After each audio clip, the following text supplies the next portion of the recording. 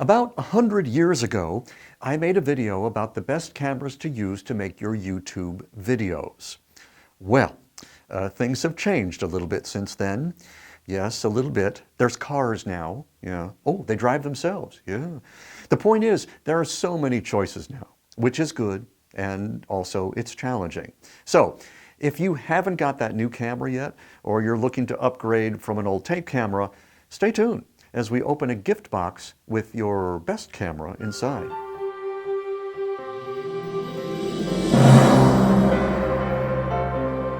Hi, I'm Steve Washer with BrainyVideo.com. Like they say, the best camera is the one you already have, or the best camera may be the one that's already in your pocket. But of course, we know it's not that simple, because not everyone is at the same comfort level when it comes to video.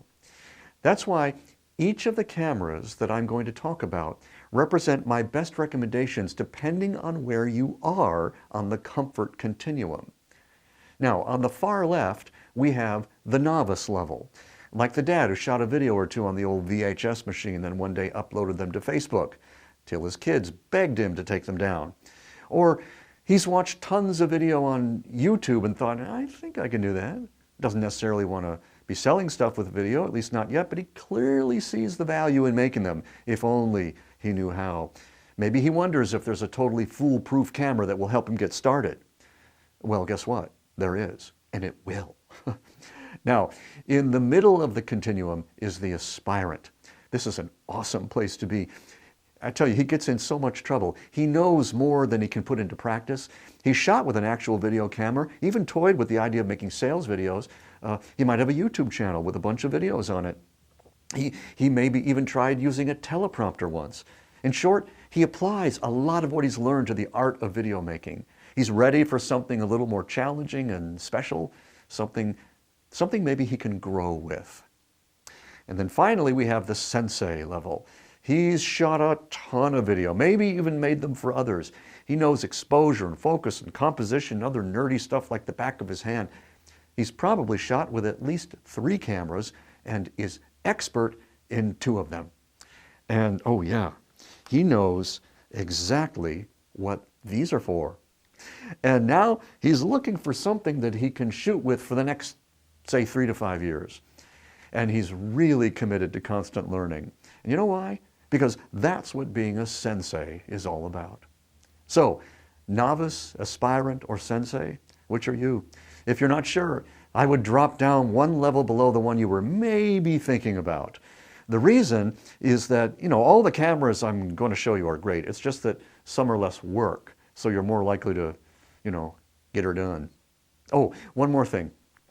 Now, just because I'm categorizing these cameras as best for a certain level, it doesn't mean that you shouldn't get the one that inspires you. This is just to give you a sense of what might be ideal at each level of expertise and or technophobia. Okay, so let's dive in. Now, in this video, we'll cover the novice level cameras. In videos 2 and 3, we'll cover recommendations for the aspirant and sensei. The trick here is to eliminate the learning curve altogether. Otherwise, no video gets made. No learning curve? Is that even possible? Yes, it is. Yes, it is. Yes, it is. Meet the Logitech C920. It's a foolproof webcam that you can use to dip your toe into video without even leaving your seat. You just sit it on top of your monitor, plug in the USB cable, open the software that comes with it, and hit record. And you get perfect 1080p video without even trying. Really, it's ridiculous. The only drawback is that you can't walk around with it. You're tethered to your computer while you're shooting.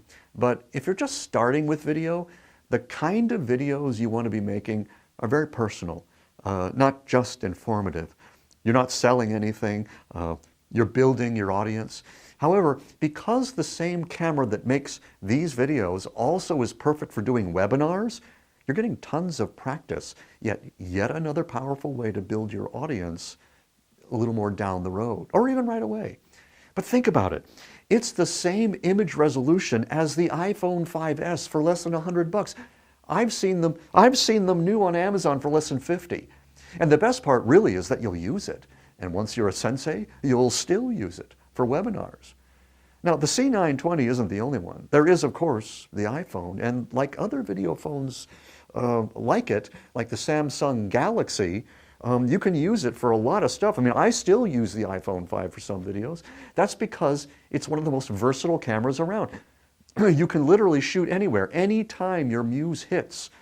And as long as you're within arm's reach, you don't even need a microphone. The mic really is that good. So if you're the kind of person who doesn't like to sit while you're shooting video, then use the iPhone instead of the Logitech C920. It's just as simple to upload a video using the iPhone as the webcam, maybe even simpler. So to summarize, if you're a little bit adventurous, it's the iPhone. If you like to be more deliberate and controlled, then it's the Logitech. Now there are a few more cameras I could have put on this list, like the GoPro, but when you're just starting to use video for business, you're probably not going to be walking around with a GoPro, whereas the iPhone will draw fewer stares and objections. I mean, you know, not that many people walk into a boardroom with a camera on their head, you know what I mean? Anyway, that's it for today. In the next video, we'll be talking to the aspirants. You guys have a number of interesting choices and it gets way more complicated.